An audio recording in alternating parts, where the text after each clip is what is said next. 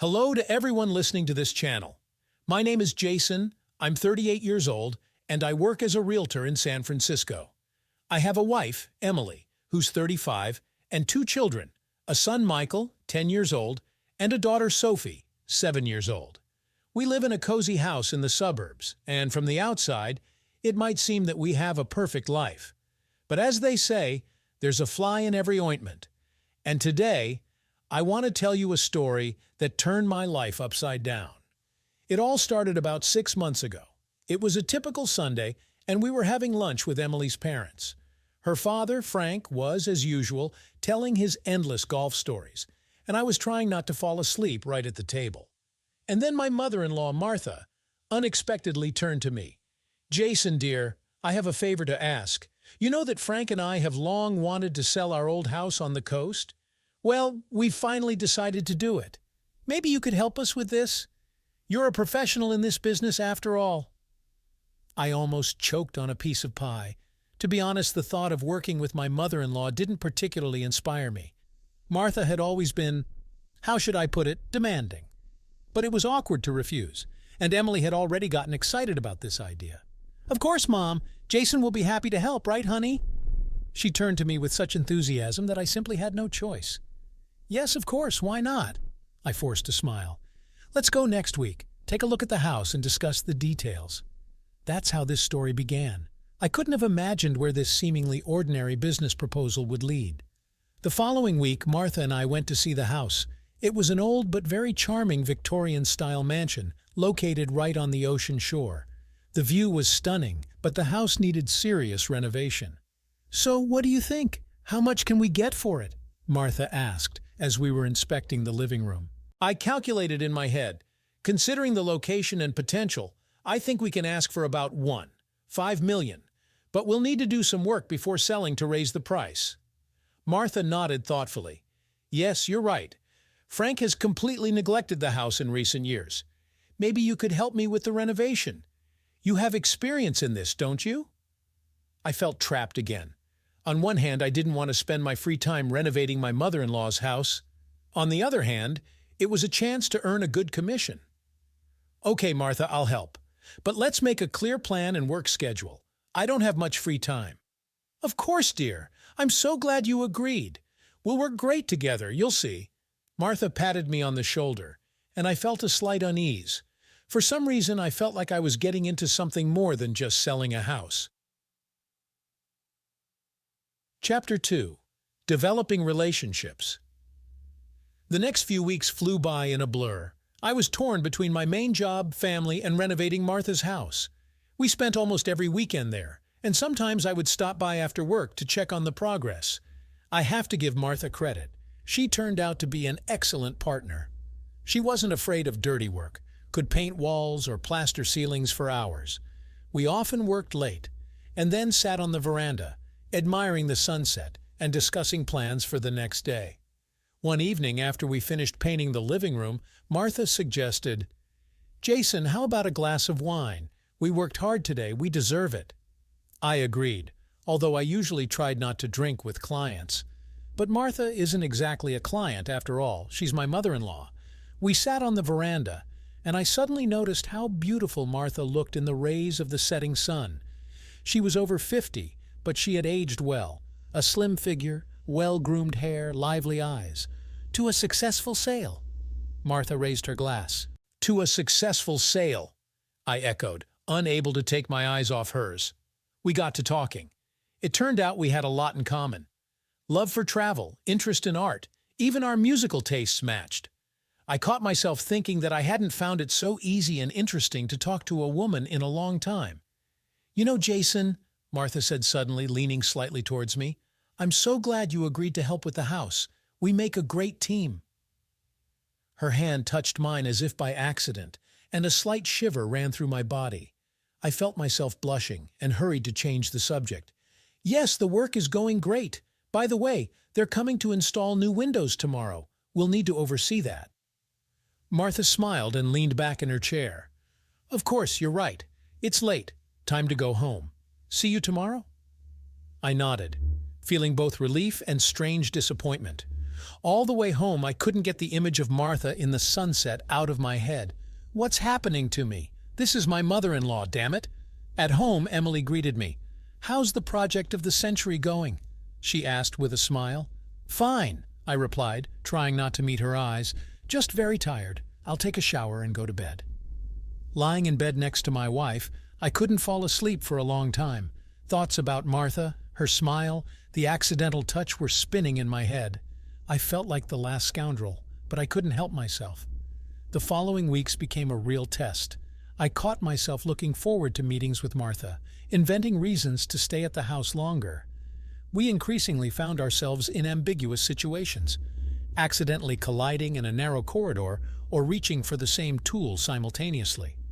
One day, when we were painting the ceiling in the bedroom, Martha suddenly lost her balance on the ladder. I managed to catch her, and we ended up in each other's arms. Time seemed to stop. I felt her breath on my cheek, saw her pupils dilate. We stood like that for several seconds, unable to pull away. "Thank you, Jason," Martha finally whispered, slowly freeing herself from my arms. "You're my hero." I felt my mouth go dry. "You're welcome, Martha. Be more careful next time."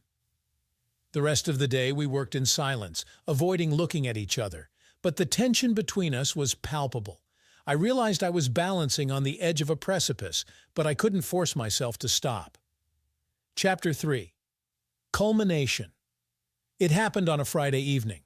Martha and I had stayed late, discussing the details of the upcoming deal. The house was almost ready for sale, only the final touches remained.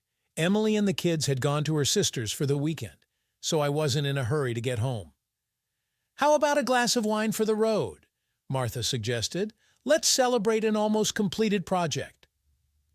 I agreed, although somewhere in the back of my mind an alarm bell was ringing. We sat on the couch in the living room, and Martha turned on soft music.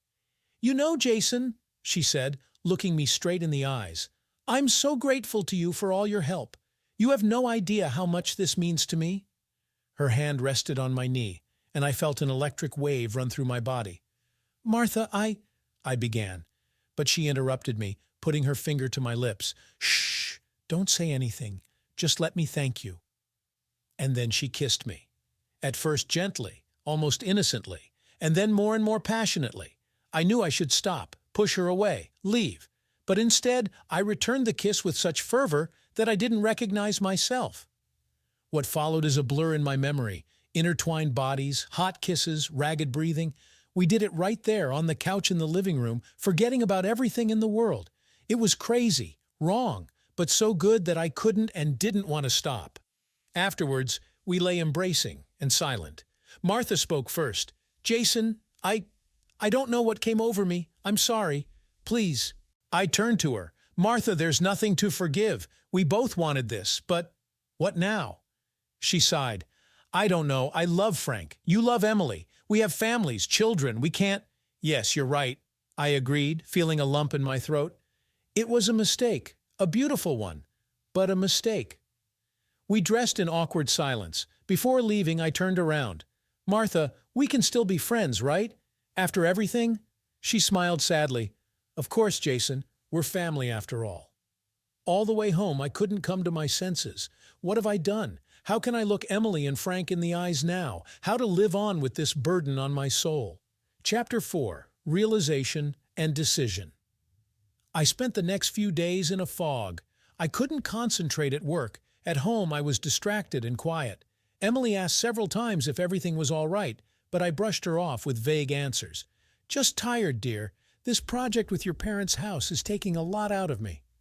She nodded understandingly, but I could see worry in her eyes. I was ashamed to lie, but I was even more afraid to confess what had happened. Martha and I only communicated by phone, discussing the final details of the house sale. Our conversations were dry and businesslike, but I could feel the tension in every word. Finally, I couldn't take it anymore and called her. "Martha, we need to talk. In person. Can you come to the office tomorrow?" She was silent for a second. "Okay, Jason, I'll be there at 3. The next day, I couldn't sit still. When Martha entered the office, I felt my heart beat faster. "Please sit down, Martha." I pointed to the chair opposite my desk. She sat down, folding her hands in her lap. A heavy silence hung between us. "Martha, we need to discuss what happened," I finally began. "I can't go on like this anymore. This lie, this guilt, it's killing me." She nodded. "I know, Jason. It's not easy for me either. Every time I see Frank or Emily, I want the ground to swallow me up. What should we do? We can't just pretend nothing happened." Martha took a deep breath. "Jason, what happened between us? It was a mistake. A beautiful, magical mistake, but still a mistake. We both have families, obligations. We can't destroy all that." I felt a lump in my throat. "You're right, but how do we live on? How do we look our loved ones in the eye?" "We have to forget about it, Jason. Lock these memories deep inside and never return to them, for the sake of our families, for Emily and the children." I knew she was right, but part of me rebelled against this decision. Part of me wanted to feel her touch again, hear her laugh. "And if we can't forget?" I asked quietly. Martha stood up and came over to me. She gently touched my cheek. "We can, Jason. We must. It's the only right way out." I closed my eyes, absorbing the warmth of her hand. Then I abruptly stood up. "You're right, Martha. We end this here and now, for our families." She nodded, and I saw tears in her eyes. "Goodbye, Jason, and thank you for everything." Martha quickly left the office, and I was left standing, feeling something break inside. Chapter 5. Consequences and Conclusions. It's been several months since that conversation in my office. Martha and Frank's house has been successfully sold, the deal closed. Life seems to have returned to its usual routine, but for me, everything has changed. I started spending more time with Emily and the kids. We began going out for family dinners, having picnics on weekends. I tried to be the perfect husband and father, as if trying to atone for my guilt. Now I only see Martha at family gatherings.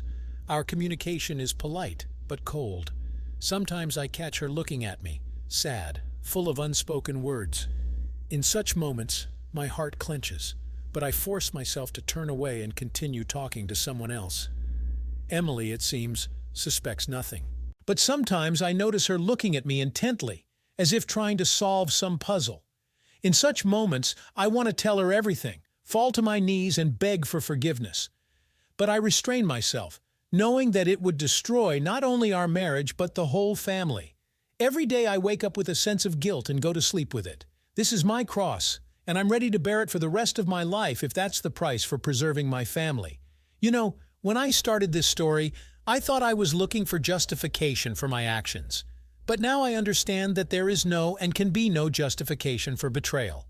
No matter how strong the feelings or great the temptation, infidelity always remains infidelity. If any of you are now in a similar situation, standing on the edge and thinking about taking a step into the abyss, stop. Think about those you love, to whom you've made promises. Think about the consequences, about the pain you'll cause not only to them, but to yourself. Love is not just passion and attraction. It's primarily responsibility, loyalty, the ability to sacrifice your desires for the sake of loved ones. And if you truly love, you'll find the strength to resist temptation. I don't know if I'll ever be able to fully forgive myself for what I did, but I know that every day I'll try to be better, to be worthy of the love and trust of my family. And Martha, well, I'm grateful to her for those moments of happiness we shared, but even more, I'm grateful to her for the wisdom and strength to end everything before it was too late. Our story is not a romantic fairy tale with a happy ending. It's a story about choice, about consequences, and about how to live on carrying the burden of your mistakes. And if my story makes even one person think and make the right choice, then I didn't share it in vain. Thank you for listening to me. Take care of your loved ones and be true to your promises, because in the end, that's what makes us human. Did you like this story? Let us know in the comments what you liked. Subscribe to our storytelling podcast. Also, don't forget to like and ring the bell so you don't miss more interesting stories. See you soon.